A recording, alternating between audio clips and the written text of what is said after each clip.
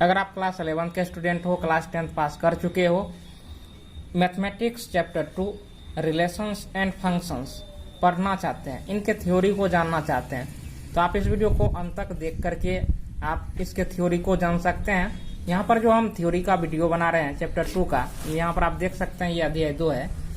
तो ये जो है कि लेक्चर 1 लेक्चर 2 करके ऐसे चलते रहेगा। तो आप जो कोई भी लेक्चर देख रहे हो तो आप लोग सीरियली सभी लेक्चर को देखिए, उसमें आपको सभी परिभाषाएं सभी फॉर्मूले सम्मिलित रहेंगे। तो ये काफी सुनहरा अवसर है, जो भी क्लास 11 के स्टूडेंट हैं आप जो है कि संपूर्ण तैयारी कर सकते हैं। और इसके लिए जो है हमने प्लेलिस्ट भी बना दिया है, तो आप लोग प्लेलिस्ट में जाइए और वहां पर आप चैप्टर वाइज जो है कि सभी वीडियो को देखिए। चैप्टर फर्स्ट को कंप्लीट कर चुके हैं, ये चैप्टर 2 यहाँ से हम शुरू कर रहे हैं।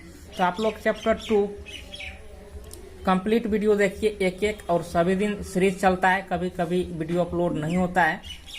तो चलिए, रिलेशंस यहाँ पर है और एंड फंक्शंस है। तो रिलेशन यानी संबंध के बारे में तो आप लोग जानते ही हैं पहले से ही है कि गांव में अपने दैनिक जीवन में भी अनेक प्रकार के संबंध देखते हैं। जैसे भाई बहन का संबंध होता है, माता पिता का संबंध होता है, पिता पुत्र का संबंध होता है, ऐसे अनेक प्रकार के आप संबंध को देखते हैं। और यहाँ पर रिलेशन, यहाँ पर हम मैथमेटिक्स का रिलेशन हम पढ़ेंगे कि मैथमेटिक्स में क्या सब रिलेशन होता है। तो चलिए, रिलेशन का हम परिभाषा भी जानेंगे। उनसे पहले जो रिलेशंस एंड फंक्शंस में पहले जो परिभाषाएं आती है जिनका यूज होगा एक्सरसाइज बनाने में, उनको हम पहले जान लेते हैं। फिर हम इनके रिलेशंस का भी हम परिभाषा जानेंगे, फंक्शन का भी हम परिभाषा जानेंगे। तो चलिए एक एक करके हम डिटेल्स के साथ हम जानते हैं। तो देखिए, मैथमेटिक्स का रिलेशंस क्या होता है। तो देखिए, मैथमेटिक्स में जो रिलेशन होते हैं, जैसे line A B line C D के समांतर है, तो यहाँ पर क्या है कि लाइन ए बी जो है सी डी के समांतर है। तो देखिए ये हो गया, और इस लाइन का नाम हम ए बी रख देते हैं, और एक लाइन और लेते हैं, इसका नाम हम सी डी रख देते हैं। रख दिए। देखिए, ए बी जो है सी डी के क्या है, समांतर है। तो ये जो समांतर शब्द हुआ, समांतर, यही मैथमेटिक्स का क्या है, रिलेशन है। मैथमेटिक्स का ये रिलेशन है, यानी ए बी समांतर आप सी डी लिखते हैं, तो यही आपका समांतर क्या हो गया, रिलेशन हो गया। इसी को हम मैथमेटिक्स का हम क्या कहते हैं, रिलेशन कहते हैं। उसके बाद यहाँ पर आप देख सकते हैं सेकंड में है कि line A B line C D पर क्या है, लंब है। तो देखिए, मैथमेटिक्स के रिलेशन में क्या होगा, जैसे आप लोग पढ़ने के लिए बैठते हैं तो कॉपी कलम लेके बैठिए और एक एक पॉइंट को नोट करते जाइए, क्योंकि यहाँ पर आपका संपूर्ण तैयारी हो रहा है। तो देखिए, इसका जो दूसरा पॉइंट होता है रिलेशन में, जैसे लंब है, तो मान के चलिए कि ये कोई लाइन जो है ए बी है, इसका नाम क्या है, ए बी।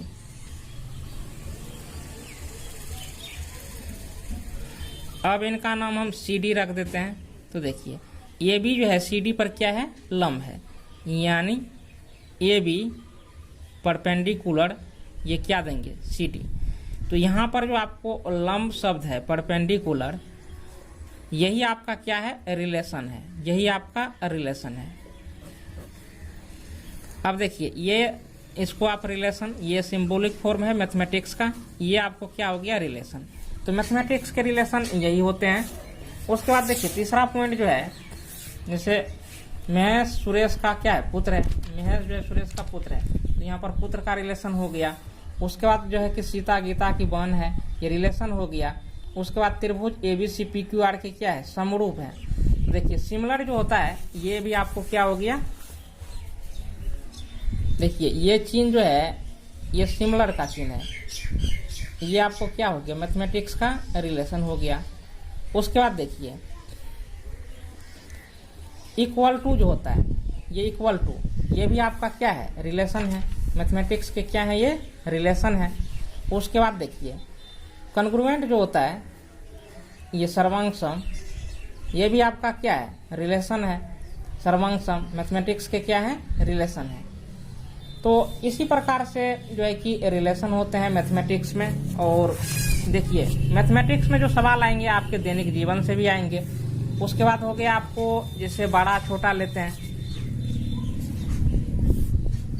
जैसे ए जो है बी से क्या है, छोटा है।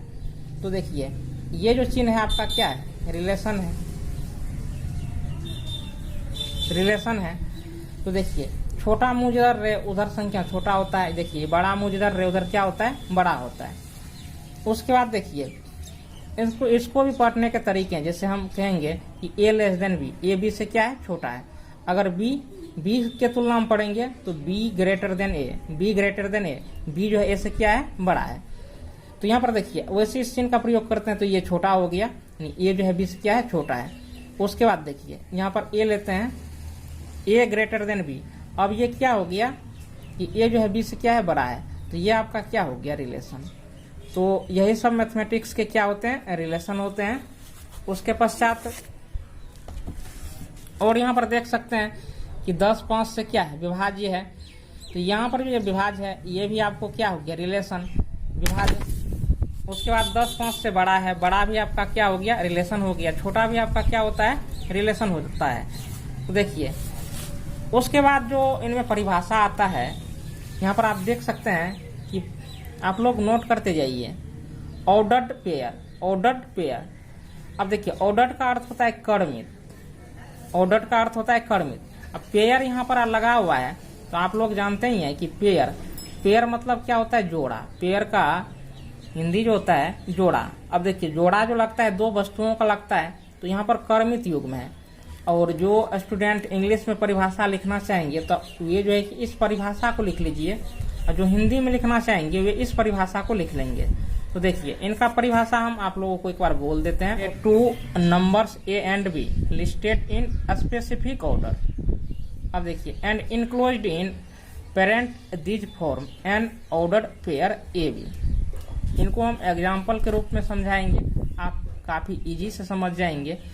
तो यहाँ पर दो संख्या ए बी अगर हम लेते हैं तो देखिए इनको हम ए बी ऐसे करके हम रखते हैं, इसी को हम क्या कहते हैं, क्रमित युग्म कहते हैं। अब जो हिंदी में जानना चाहेंगे तो देखिए हिंदी में इनका डेफिनेशन क्या होता है, यदि ए और बी दो अतिरिक्त समुच्चय हो, ए का अवयव हो, यानी ये जो स्मॉल ए है सेट ए का अवयव तथा बी का अवयव हो, तो ये स्मॉल बी जो है सेट बी का अवयव हो, तो ए बी को क्रमित युग्म कहा जाता है। ये जो ए बी लिए इसी को हम क्या कहते हैं, क्रमित युग्म कहते हैं। चलिए दिखाते हैं। जैसे आपको रहेगा कि ए बिलोंग्स टू ए और बी बिलोंग्स टू बी, ऐसे रहेगा। अगर हम पहले सेट ए की हम बात करेंगे, ए तथा हम बी बोलते हैं, ए तथा बी। अब इनका जब आप ऑर्डर्ड पेयर लिखेंगे तो ए बी ऐसे करके लेंगे, यानी स्मॉल ब्रैकेट के अंदर में ए बी लिखेंगे, कोमा दे करके लिखेंगे। अब देखिए इनका बहुत मायने होता है, क्योंकि यहाँ पर देखिए ए का सदस्य है, बी का सदस्य है। तो ए जैसे हम बोल दिए तो इससे स्पष्ट हो जाता है ए कि वह सेट ए का सदस्य है, बी बोले तो यह सेट बी का सदस्य हो गया। अब ऐसा नहीं कि आप जो है कि ए बी को बी ए के रूप में लिख सकते हैं, ए बी को बी ए के रूप में नहीं लिख सकते हैं। क्यों नहीं लिख सकते हैं, जैसे मान के चलिए कि दो सेट का हम कार्टेशियन प्रोडक्ट निकालते हैं, जैसे ए क्रॉस बी करते हैं, ए क्रॉस हम बी करते हैं। तो ये जो ऑर्डर पेयर लिखे होते हैं तो इससे क्लियर होता है कि ए पहले है तो पहले जो ये क्रमित युग्म में पहले जो अवयव आएगा वह ए का होगा और बाद में जो अवयव होगा वो बी का होगा। हाँ अब देखिए अगर ये से ये बी कर दिए, बी ए कर दिए, तो देखिए हम क्या किए हैं, ए क्रॉस बी किए हैं। अगर आप ऐसे लिखते हैं तो ये आपका लिखना गलत हो जाएगा। हम अगर बी क्रॉस ए करते हैं, बी क्रॉस ए, तो इनको हम लिख सकते हैं बी ए, ऐसे हो जाता है। इसका अर्थ हो गया कि ये जो पहला है अवयव ये पहले सेट का है और ये जो दूसरा सेट है, दूसरा सेट का अवयव क्या हो गया, ये हो गया, ऐसे हो जाता है। आप लोग समझ चुके हैं। अगर मान के चलिए कि ए बी आपको लिखा रहे तो इसका अर्थ हो गया कि ए जो होगा सेट ए का सदस्य होगा, बी जो होगा सेट बी का सदस्य होगा और ए क्रॉस बी इस प्रकार से लिखा गया है।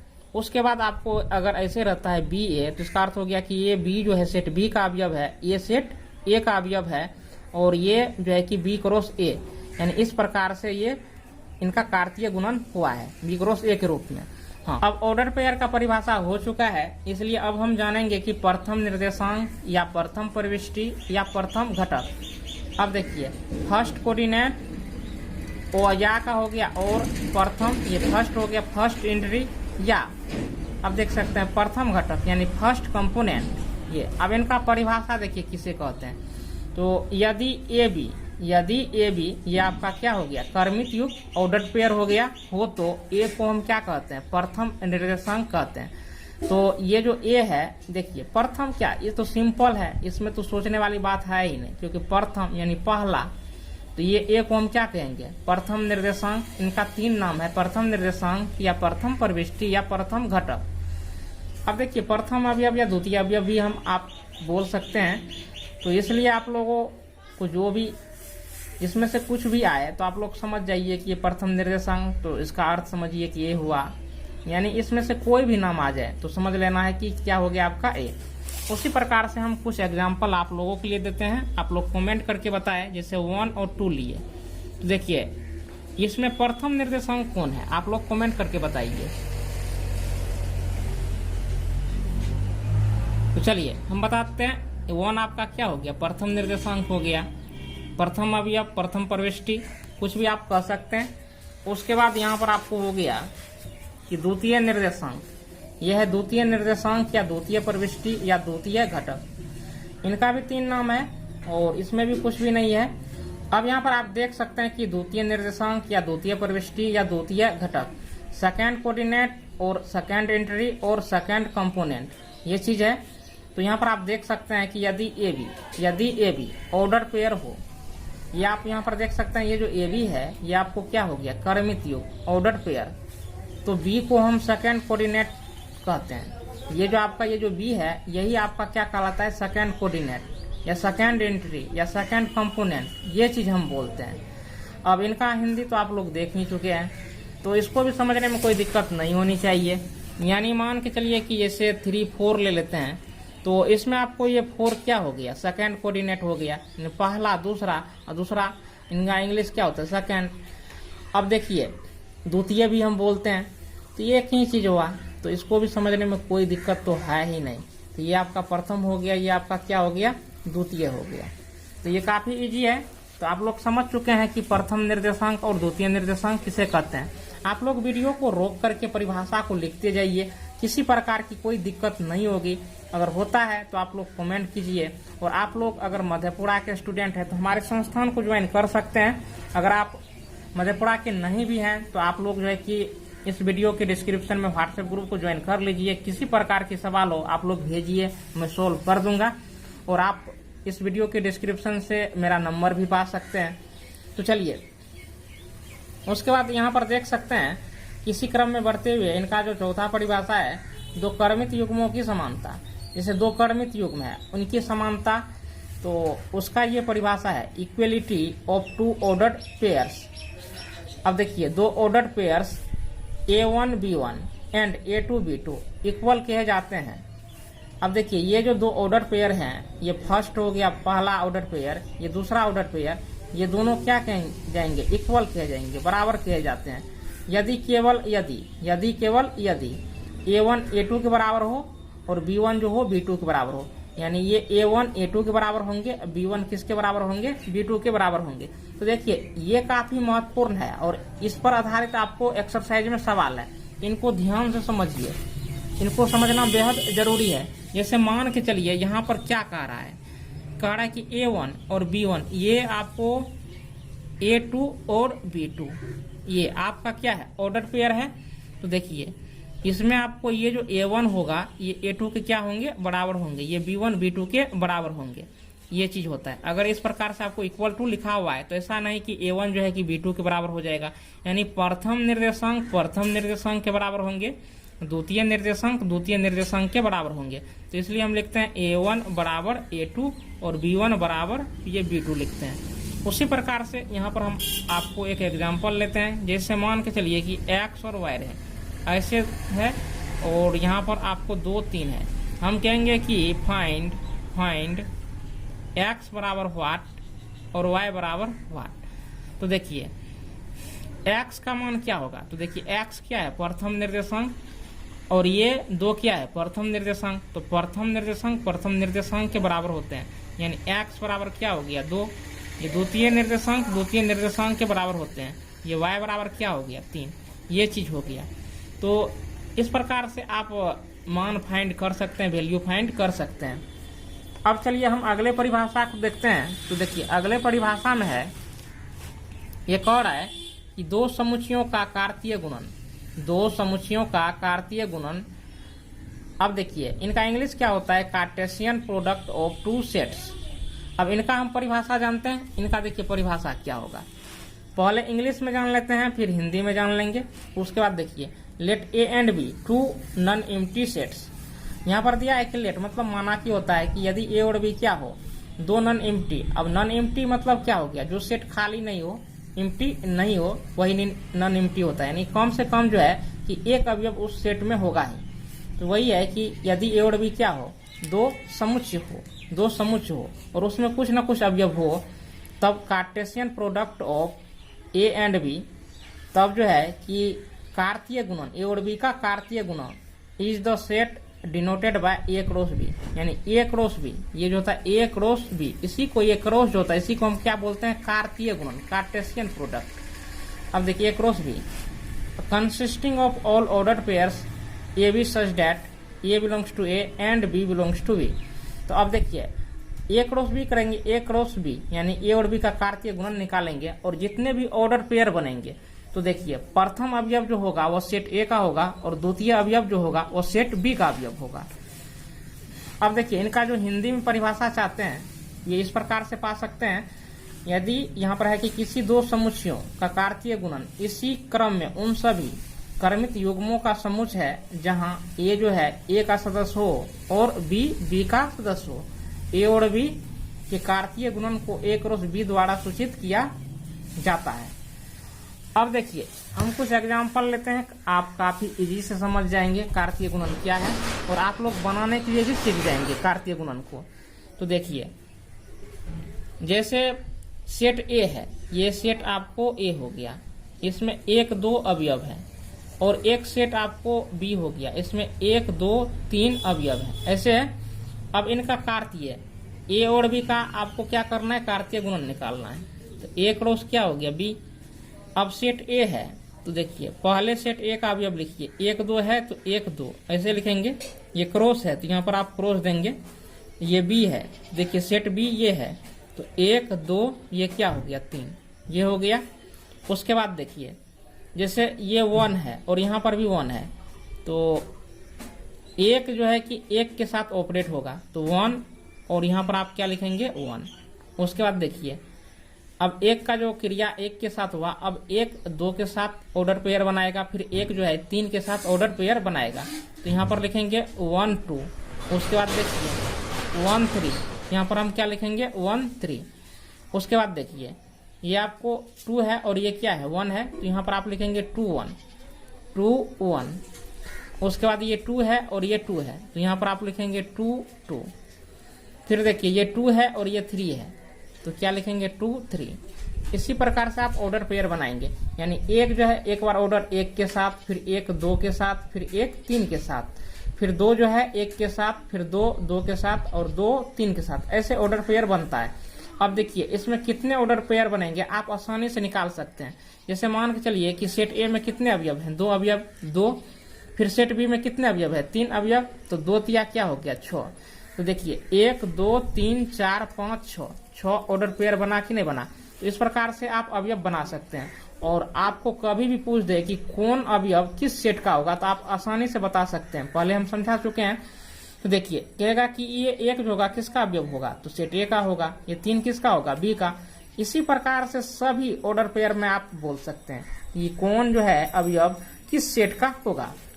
और एग्जाम्पल हम ले लेते हैं, देखिए अगर सेट ए होगा, इसमें मान के चलिए कि अवयव ए बी रहे और एक सेट आपको बी है और इसमें अवयव आपको रहे जैसे बी और सी रहे।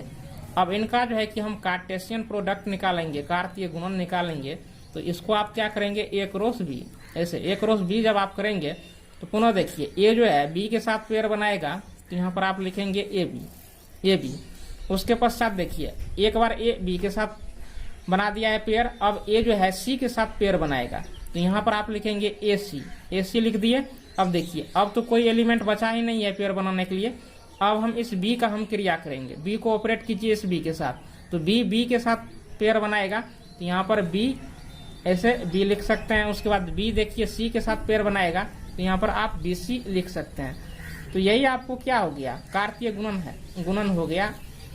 अब देखिए इसमें भी 2 अवयव है, इसमें भी 2 अवयव है, तो इसके जो है कि कार्तीय गुणन में 4 अवयव होंगे। 4 अवयव इसका अर्थ हो गया कि यानी 4 पेयर्स होंगे। तो इस प्रकार से आप यहाँ पर आप जान सकते हैं। कुछ एग्जाम्पल हम आप लोगों को देते हैं अपने अभ्यास के लिए, आप लोग निश्चित रूप से उसको बना लीजिए, अभ्यास कीजिए। देखिए पहला हम एग्जाम्पल आपको देते हैं कि सेट ए बराबर 1 2 3, उसके बाद दूसरा 3 4। ये एक ही एग्जाम्पल हुआ, 2 सेट हम ले लिए हैं। अब चलिए दूसरा एग्जाम्पल हम आपको देते हैं, जैसे ये सी बराबर आपको हो गया, इसमें हम ले लेते हैं जैसे मान के चलिए कि 6 5 हम ले लिए। उसके बाद एक सेट डी लेते हैं, इसमें हम ले लेते हैं 8 9, ऐसे हो गया। तो इस प्रकार से आप लोग जो है कि इसको बनाइए और कमेंट में जरूर लिखिए कि कितना होता है। चलिए अब हम अगले परिभाषा को देखते हैं। तो आप अगले परिभाषा को आप देख सकते हैं। अगला परिभाषा जो आपको है यह है कि कार्तीय गुणन में अवयवों की संख्या, कार्तीय गुणन में अवयवों की संख्या। देखिए इनका जो फॉर्मूला होता है एन ए क्रॉस बी बराबर होता है n A cross n B. तो ये चीज होता है, आप लोगों को हम समझा चुके हैं ये कैसे होता है। यानी सेट ए में जो अवयवों की संख्या होगा और बी में जो अवयवों की संख्या होगा, दोनों को आप क्या करेंगे, गुना कर देंगे। तो इसके कार्तीय गुणन में जितने भी ऑर्डर पेयर बनेंगे उनकी संख्या निकल आएगा। तो यही था, ये फॉर्मूला को याद रख लीजिए कि कार्तीय गुणन में अवयवों की संख्या का फॉर्मूला क्या होता है, एन ए क्रॉस बी बराबर n A cross n B, ये होता है। और यहाँ पर आप देख सकते हैं कि कार्तीय गुणन संबंधित प्रमेय, कार्तीय गुणन से संबंधित जो प्रमेय है उनको आप देख सकते हैं। तो देखिए ये जो 7वां परिभाषा है, अब देखिए इसमें तो सभी हम थ्योरम को लेंगे, प्रमेय को। तो चलिए अब इनका जो पहला प्रमेय है, किन्हीं 3 समुच्चयों एबीसी के लिए आपको 3 समुच्चय एबीसी दिया रहे। तो इसमें क्या होता है, देखिए पहला थ्योरम फर्स्ट का फर्स्ट, ए क्रॉस बी इंटरसेक्शन सी, ए क्रॉस बी इंटरसेक्शन सी बराबर होता है। आप देखिए सिंपल रूप से भी आप सोचिए, क्या सोचेंगे, ए क्रॉस बी यानी ए एक बार किसके साथ कार्तीय गुणन में आएगा, एक बार बी के साथ कार्तीय गुणन, ए क्रॉस क्या हो गया बी। अब ये जो बीच में इंटरसेक्शन है, यहाँ पर इंटरसेक्शन आएगा, फिर ए क्रॉस, अब देखिए सी, ए क्रॉस क्या हो गया सी, ये चीज हो गया, ये चीज हो गया। तो ए एक बार किसके साथ कार्तीय गुणन में आएगा, बी के साथ, और एक बार जो ए है वो सी के साथ कार्तीय गुणन में आएगा, ऐसे हम लिख दिए। दूसरा इनका जो होता है थ्योरम फर्स्ट का दूसरा, ए अब देखिए बी के साथ सेम चीज है, लेकिन देखिए अब तो इंटरसेक्शन था तो यहाँ पर इंटरसेक्शन दिए, यूनियन है तो यहाँ पर क्या होगा, यूनियन होगा। और सिंपल नियम ए क्रॉस बी होगा, एक बार ए क्रॉस सी होगा, ए क्रॉस बी, ए क्रॉस सी, ये तो आप लोग जानते ही हैं। अब इनको हम सिद्ध कर लेते हैं। तो देखिए ये सिद्ध कैसे होगा। तो चलिए पहले जो है कि थ्योरम फर्स्ट का जो फर्स्ट है, पहला प्रमेय, पहला प्रमेय का पहला प्रमेय, इनको हम सिद्ध कर लेते हैं। उसके बाद दूसरा आप लोग स्वयं सिद्ध कर लेंगे।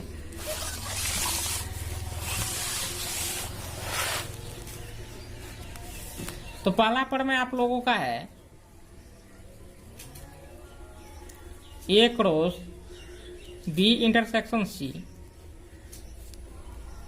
ए क्रॉस बी। देखिए जो स्टूडेंट शुरुआत से देख रहे हैं उनको जो है कि समझने में कोई दिक्कत नहीं होगा। जो कोई मेरे एक वीडियो को देखते हैं, देखिए मैथमेटिक्स है सीरियली, आप सीरियली देखिए तो आप हमारे सभी सवालों को समझेंगे, जो चीज़ भी हम बताते हैं सभी चीज़ समझेंगे। सीरियली नहीं देखते हैं तो फिर आपको कठिनाई हो सकती है, या आप लोग पहले पढ़ चुके हैं तो कोई दिक्कत नहीं होगा। चलिए यहाँ पर प्रूफ, ऐसे प्रूफ लिख दिए। लिखने के पश्चात देखिए LHS, इससे हम क्या करते हैं कि हम सिद्ध करते हैं। तो यहाँ पर आपको लिखना क्या है, यहाँ पर मान लेना है पहले। LHS से हम करेंगे LHS लिख दीजिए। लिखने के पश्चात मान x belongs to A cross B intersection C, ऐसे लिख लिए। अब यहाँ पर देखिए, एक बार x जो है A का सदस्य होगा और एक बार x जो है B इंटरसेक्शन C का सदस्य होगा। तो यहाँ पर आपको लिखना है इम्प्लाइज x A का सदस्य हुआ तो x बिलोंग्स टू A, ऐसे लिख दिए। अब यहाँ पर आप देखिए गुना है, तो गुना के लिए एंड लिखा जाता है, A एंड D एंड, ऐसा नहीं कि और लिख देना है, क्योंकि कन्फर्म है कि x इसका भी सदस्य होगा ही।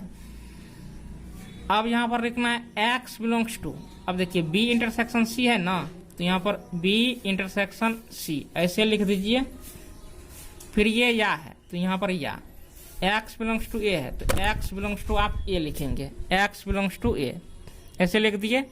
ये एंड है तो यहाँ पर आप लिख दीजिए एंड। फिर x बिलोंग्स टू B, तो यहाँ पर आप x बिलोंग्स टू B लिखेंगे, ऐसे करके लिखेंगे। और इनको जो है कि एक साथ पोस्ट में ले लीजिए, ले लेते हैं। फिर x जो है C का भी सदस्य होगा। अब ये जो इंटरसेक्शन है तो इंटरसेक्शन के लिए लिखा जाता है एंड। फिर x जो है C का सदस्य होगा तो x बिलोंग्स टू क्या होगा C, ये हो गया। अब देखिए, अब आप करेंगे क्या, एक बार जो है कि x बिलोंग्स टू A, यानी ये जो x बिलोंग्स टू A है, अब इधर देखिए ये क्या है, समझ लीजिए कि ये इनटू में है, इनटू में है। तो इनटू में है तो क्या करना पड़ेगा, एक बार जो है कि B के साथ और एक बार क्या होगा C के साथ ऑपरेट करना होगा। तो यहाँ पर लिखेंगे x belongs to A and x belongs to B, ऐसे लिख दिए। लिखने के पश्चात इनको ऐसे घेर लीजिए। देखिए x बिलोंग्स टू A ये हो गया, ये एंड आपको ये हो गया, और x बिलोंग्स टू B ये आपको हो गया। अब यहाँ पर देखिए ये एंड है तो यहाँ पर आप लिखिए A एंड D एंड। देखिए कुछ भी नहीं है इसमें। फिर देखिए x बिलोंग्स टू A, अब इसके साथ एक बार आएगा साथ, तो x बिलोंग्स टू क्या लिखेंगे A। अब ये एंड है तो यहाँ पर आप देंगे A एंड D एंड। अब x बिलोंग्स टू C है तो अब देखिए यहाँ पर आप लिखेंगे x बिलोंग्स टू C, ये चीज आप लिखेंगे। अब इसके बाद देखिए, तो x belongs to A and x belongs to B है तो इनको हम लिखेंगे x belongs to A। And का मतलब होता है, समझिए कि x यहाँ पर भी है, यहाँ पर है, तो ये x बिलोंग्स टू समझिए कॉमन आ गया। ये क्या आ गया, कॉमन, कॉमन आ गया। उसके बाद देखिए ये A हो गया, एंड का गुना हो गया, ये आपको क्या हो गया B हो गया। ये एंड है तो यहाँ पर आप A एंड D एंड लिख दीजिए। फिर x यहाँ पर भी है, यहाँ पर भी है, तो x बिलोंग्स टू, अब देखिए ये A है तो यहाँ पर A, एंड के लिए आप गुना दीजिए। क्योंकि गुना क्यों दे रहे हैं, क्योंकि आपको इस अनुसार सिद्ध करना है। फिर ये C है तो आप क्या देंगे, C देंगे, ये हो गया। अब इसके बाद देखिए हम करेंगे क्या कि x को जो है कि पूरी तरह से बाहर निकाल लीजिए, निकाल लेते हैं। तो x बिलोंग्स टू अब क्या होगा, A cross B, A cross B intersection. अब देखिए इंटरसेक्शन क्यों दिए, तो ये जो एंड है, एंड का अर्थ होता है इंटरसेक्शन, क्योंकि हमको इंटरसेक्शन में पुराना है इसलिए इंटरसेक्शन हम देंगे। तो यहाँ पर हम क्या देंगे, इंटरसेक्शन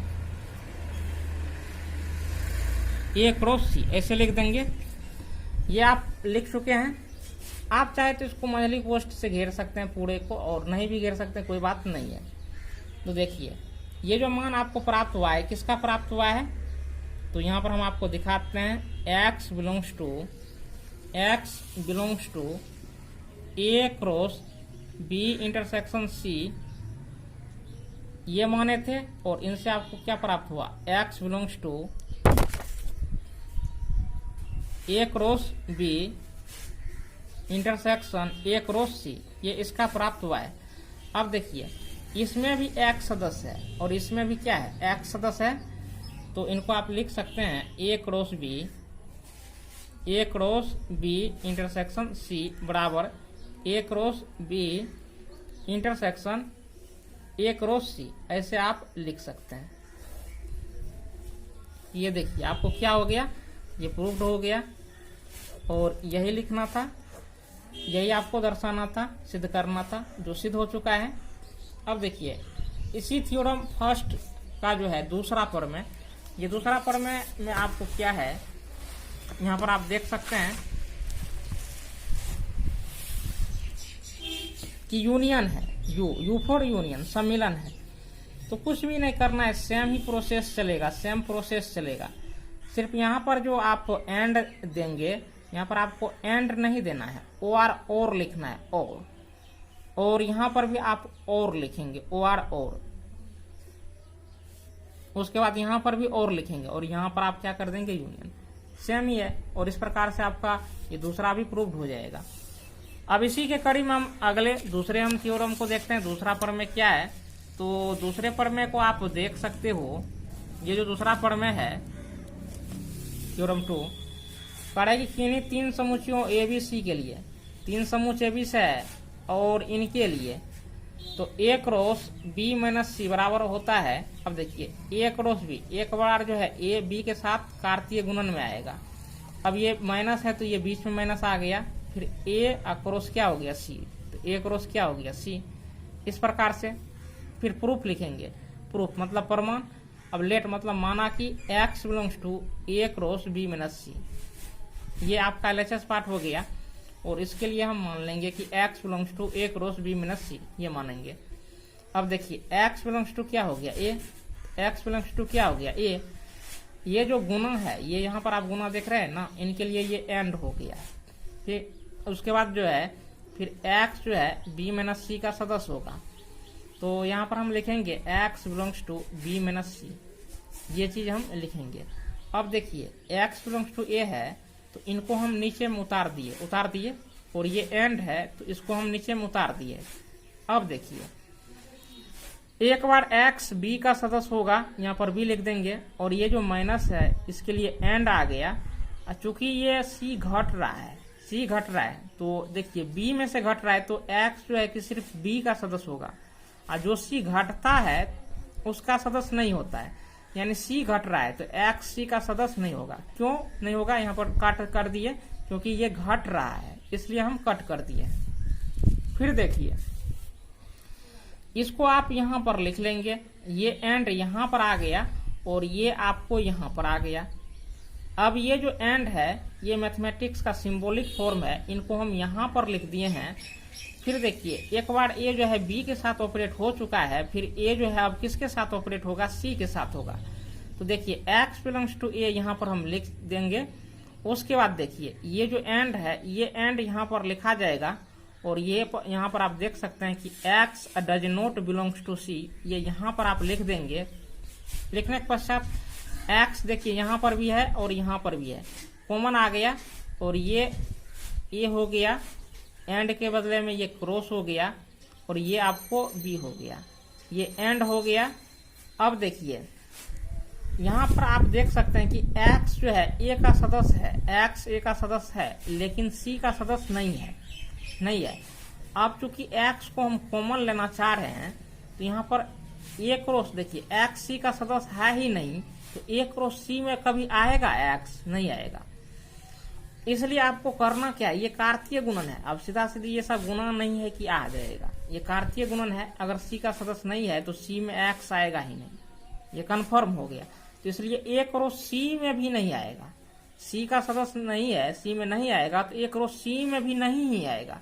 तो x does not belongs to करेंगे a क्रॉस c, ये। अब देखिए x ये हो गया, ये बिलोंग्स टू हो गया। अब यहाँ पर आप देख सकते हैं कि a क्रॉस भी यहाँ पर रख दिए।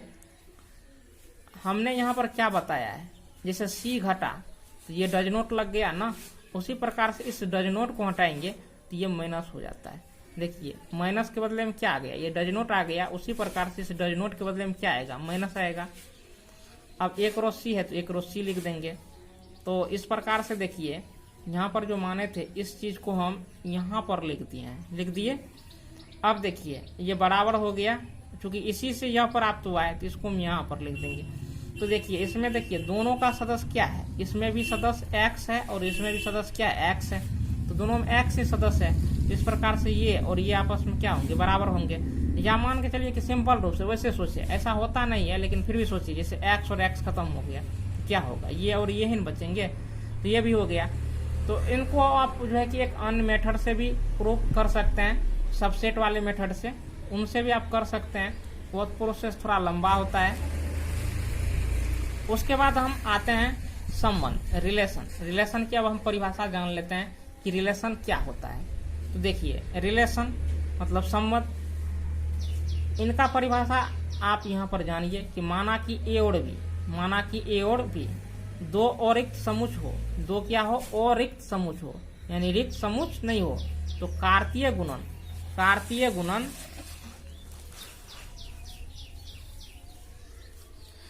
समुच ए क्रॉस बी के किसी भी उप समुच आर को ए से बी में हम क्या कहते हैं, एक संबंध कहते हैं। तो ये आपको क्या हो गया, हिंदी परिभाषा हो गया। इनका देखिए इंग्लिश परिभाषा क्या होता है, उसके बाद हम एग्जाम्पल लेके समझाएंगे और शॉर्ट परिभाषा देंगे, सम्राट डेफिनेशन आप लोगों के माइंड में जो है कि हट जाएगा। तो यहाँ पर आप देख सकते हैं कि समुच ए क्रॉस बी, किसी भी समुच ये आप यहाँ पर आप पढ़ चुके हैं, ये इसका इंग्लिश परिभाषा है। Let A and B two non empty sets, then a relation R from A to B is a subset of A cross B. ये यहाँ पर आप देख चुके हैं। अब देखिए 10 इस प्रकार जो है कि R is a relation from A to B, तो आर ये आपका हो गया सबसेट ए क्रॉस बी, ये हो गया। अब देखिए खांटी मेथड यानी काफी दस वाले इजी मेथड में समझिए रिलेशन के परिभाषा को। देखिए एक लाइन में कैसे रिलेशन के परिभाषा को आप याद रखेंगे। हम आपसे पूछ दे या कोई आपसे पूछ दे कि रिलेशन किसे कहते हैं, तो आप कहेंगे R subset A cross B, R subset A cross B, R subset A cross B हो तो आर को हम ए से बी में क्या कहते हैं, एक संबंध कहते हैं। संबंध किसे कहते हैं, R subset A cross B को हम क्या कहते हैं, रिलेशन कहते हैं। ऐसे आप लोग परिभाषा दे सकते हैं। कोई आपसे पूछ दे कि रिलेशन किसे कहते हैं, तो R subset A cross B, ये आपका क्या हो गया, आर हो गया, ये आपका क्या हो गया, सबसेट हो गया, सबसेट का साइन, और ये क्या हो गया आपका, ये आपका हो गया ए हो गया, और ये आपका क्या हो गया, बी हो गया। देखिए आर सबसेट ए, ये आपको क्रॉस हो गया, तो यहाँ पर क्रॉस लिख देना है। तो R subset A cross B, R subset A cross B को हम क्या कहते हैं, रिलेशन। आर फोर क्या हो गया, रिलेशन।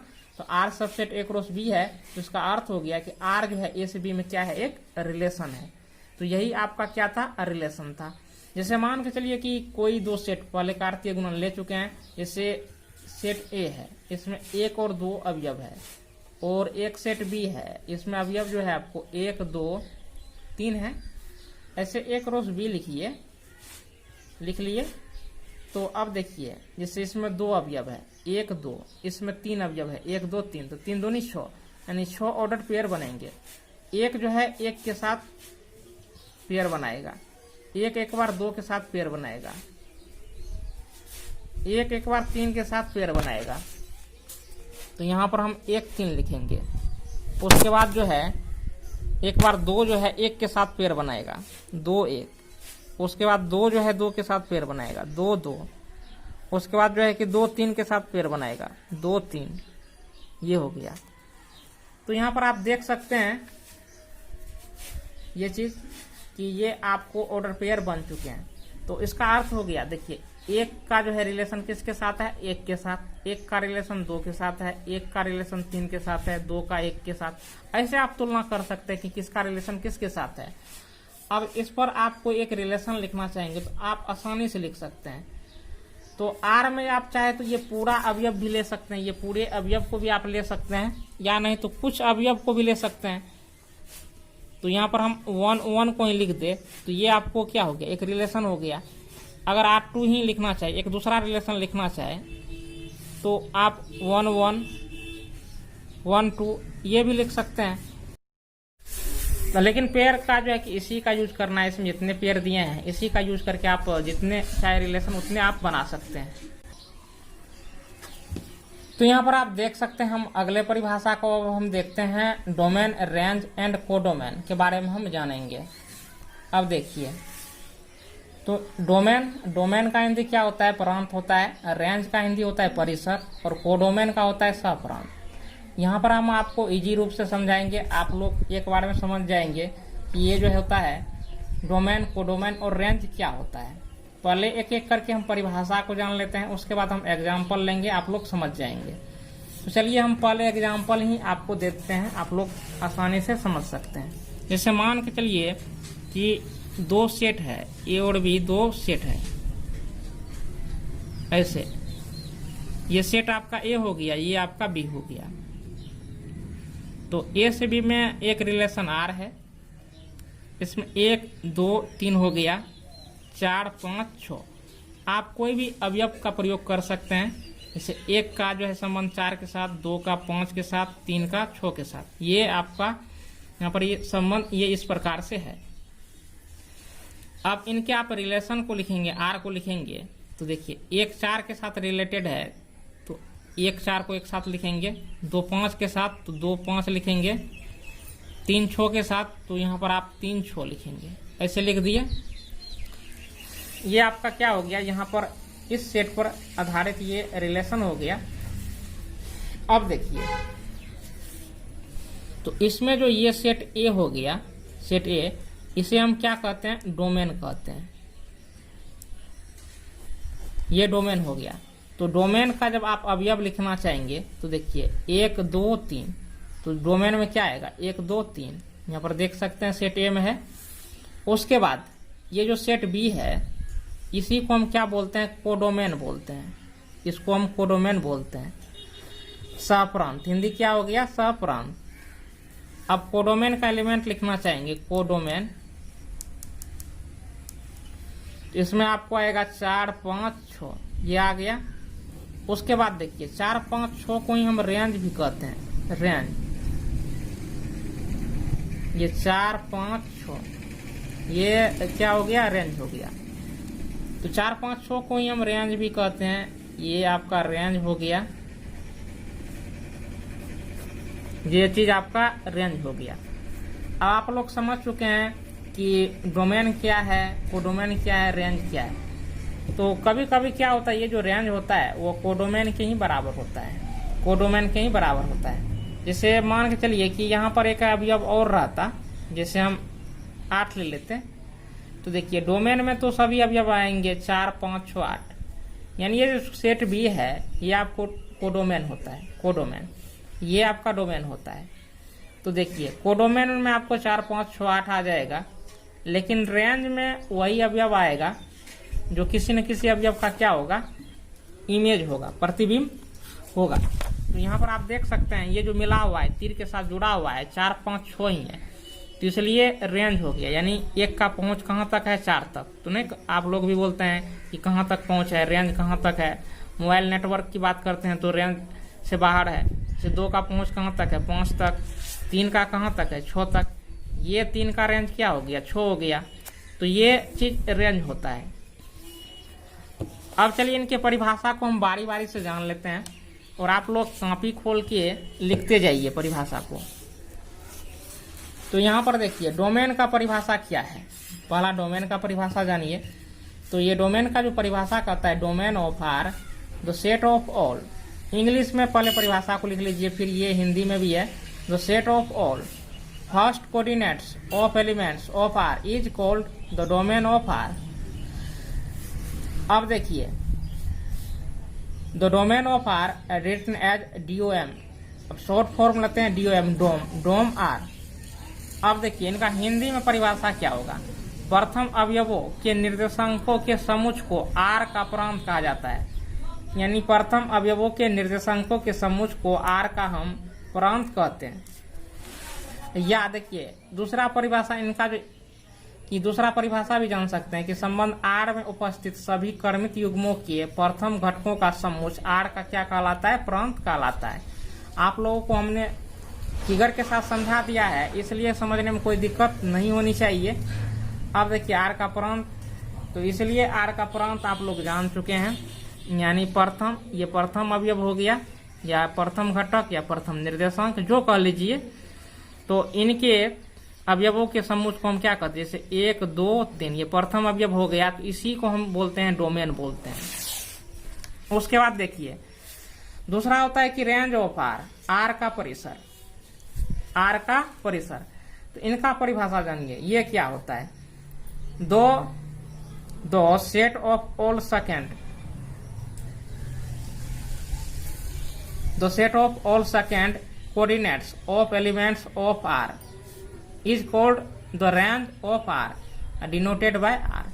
ये चीज होता है, यानी संबंध आर में उपस्थित सभी क्रमित युग्मों के द्वितीय घटकों का समुच्चय आर का परिसर कहलाता है। तो यहाँ पर आप देख सकते हैं कि रेंज में जो आएगा आपको, जैसे ये जो हम लिए हैं रेंज, तो इसमें रेंज में क्या आएगा, तो देखिए रेंज में आपको आएगा 4, 5, 6, ये चीज आएगा 4, 5, 6। परिभाषा में क्या लिखा है कि द्वितीय अवयवों के घटकों के समुच्चय को, तो द्वितीय अवयव क्या हो गया, 4 हो गया, 5 हो गया, 6 हो गया, तो 4, 5, 6, 4, 5, 6, इन्हीं के समुच्चय को हम क्या बोलते हैं, रेंज कहते हैं। ये आपका क्या हो गया, रेंज। अब इन्हीं के समुच्चय को हम क्या बोलते हैं, कोडोमेन भी बोलते हैं। अब यहाँ पर आप देख सकते हैं कोडोमेन सफ्राम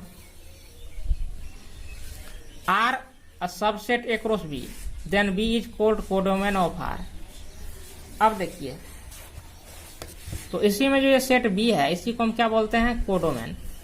अब यहाँ पर कोडोमेन हम लिख चुके हैं 4, 5, 6, तो 4, 5, 6, यानी ये सेट बी जो होता है ये आपका कोडोमेन होता है, सेट ये जो होता है ये आपका डोमेन होता है। यहाँ पर अगर अवयव हम पहले 8 लिखे थे तो यहाँ पर हम 8 कर देंगे, कोडोमेन लिखना हो तो यहाँ पर क्या कर देंगे 8, जैसे हम यहाँ पर 8 दे दिए तो हम यहाँ पर 8 लिख सकते हैं। ये आपका क्या हो गया, कोडोमेन हो गया। तो रेंज में हम उन्हीं अवयव को लिखते हैं जो ये जुड़ा हुआ होता है, और कोडोमेन में सभी अवयव आ जाते हैं, जो जुड़ा हुआ होता है वो भी, जो जुड़ा हुआ नहीं होता है वो भी। तो इस प्रकार से आपने समझ लिया है डोमेन, कोडोमेन और रेंज क्या है। चलिए हम अगले परिभाषा को देखते हैं। तो ये अगला परिभाषा क्या है, तो देखिए यहाँ पर आप सही से देख सकते हैं, ये यहाँ पर भी हमने बना दिया है फिगर को। उसके बाद यहाँ पर आप देखिए इसका नोमा परिभाषा। अब देखिए रिप्रेजेंटेशन ऑफ रिलेशन, संबंध का निरूपण। अब देखिए संबंध का जो निरूपण है हम कितने प्रकार से करते हैं, इस चीज को यहाँ पर हम दर्शाए हैं, और यहाँ पर भी आपको परिभाषा दी गई है। देखिए किसी समुच्चय ए से बी में कोई, अब देखिए कोई सेट है ए से बी में कोई संबंध अगर लिखित या निम्नलिखित तरीके से निरूपित किया जा सकता है। अब देखिए तो ये जो है रिलेशन को हम किस प्रकार से निरूपित करेंगे, तो ये पहला हो गया आपको रोस्टर रूप, इंग्लिश होता है इनका रोस्टर फॉर्म, रोस्टर का रोस्टर ही हो गया और रूप का फॉर्म होता है। तो संबंध के निरूपण द्वारा, अब देखिए ये रोस्टर रूप में, मतलब इस रूप में संबंध के निरूपण, इस विधि में संबंध आर को क्रमित युग्मों के समुच्चय के रूप में लिखा जाता है। अब देखिए रोस्टर फॉर्म में हम आपको दिखा देते हैं, जैसे आर कोई ये रिलेशन है और इसमें जो ऑर्डर पेयर जैसे 1, 2 रहे, 2, 3 रहे, उसके बाद 3, 4 रहे, ये ऐसे रहे, यही जो ऑर्डर पेयर है इसी को हम क्या कहते हैं, रोस्टर फॉर्म। इसी को रोस्टर फॉर्म कहा जाता है। आप लोगों ने देख लिया, इसे क्रमित युग्मों के समुच्चय के रूप में लिखा जाता है रोस्टर फॉर्म को। अब हम आगे बढ़ते हैं, इसी के निरूपण में हम दूसरे फॉर्म को देखते हैं। दूसरा फॉर्म क्या है, समुच्चय निर्माण रूप। अब देखिए समुच्चय का इंग्लिश क्या होता है, सेट होता है, और निर्माण ये आपको हो गया बिल्डर, रूप फॉर्म हो गया सेट बिल्डर फॉर्म। संबंध निरूपण के इस विधि में कोई रिलेशन आर निम्न प्रकार डिफाइंड किया जाता है। कोई रिलेशन आर जो होता है ये निम्न प्रकार से डिफाइंड होता है। देखिए कैसे डिफाइंड होगा, जैसे सेट बिल्डर फॉर्म आ गया तो आपको जो है कि वेरिएबल क्वांटिटी लेना ही पड़ेगा। अब देखिए यह इस प्रकार से डिफाइंड होगा, जैसे आर बराबर x y belongs to A, y belongs to B, and अब यहाँ पर आपको जोड़ है, ग्रेटर देन रहे, लेस देन रहे कि इक्वल टू रहे, ये डॉट डॉट में भरा जाएगा। तो समुच्चय निर्माण में इसी प्रकार से निरूपित किया जाता है। एग्जाम्पल के तौर पर इसका रिलेशन लिखना हो, जिसे लेते हैं एक्स वाई, इसका क्या अर्थ हुआ, यानी इसमें जो ऑर्डर पेयर लेंगे इसका क्या अर्थ होगा। तो देखिए एक्स वाई मतलब इस रिलेशन में एक्स वाई, उसी एक्स वाई को लेंगे तो आप जो है कि अनेक फॉर्म में लिख सकते हैं। जैसे अगर 2 सेट है तो 2 सेट भी क्लियर कर देंगे, नहीं भाई नहीं भी है तो कोई बात नहीं, आप यहाँ पर लिखेंगे x बराबर वाई स्क्वायर, x बराबर वाई स्क्वायर, ये लिख दिए। यानी इस सेट के अंदर में वही ऑर्डर पेयर आएगा जो इस फॉर्म के तहत होगा, यानी x का जो मान होगा y के वर्ग के बराबर होगा। जैसे इस रिलेशन को हम लिखना चाहे तो ऐसे लिख सकते हैं, जैसे यहाँ पर हम देखिए, इनको ध्यान में रखिए, ये हम समझाने के लिए हम बता रहे हैं। तो देखिए x का मान y के वर्ग के बराबर होता है, तो यहाँ पर अगर आप 1 लेते हैं 1, तो देखिए स्क्वायर हटा तो रूट ओवर क्या हो जाएगा, x हो जाएगा, तो y बराबर रूट ओवर x, तो 1 का वर्गमूल क्या हो जाएगा 1। फिर अगर आप x का मान 4 लेते हैं तो y का मान जो होगा उनका वर्गमूल होगा 2 होगा। x का मान आप क्या लेते हैं 9 ले लेते हैं तो y का मान 3 होगा, ये हो गया। या मान के चलिए कि आपको एक रिलेशन और लेते हैं, जिसे ले लेते हैं, और इसमें आपको ऑर्डर पेयर वही ऑर्डर पेयर आते हैं जिसमें हम कहेंगे कि y बराबर एक्स स्क्वायर हो, y बराबर एक्स स्क्वायर हो, ऐसे।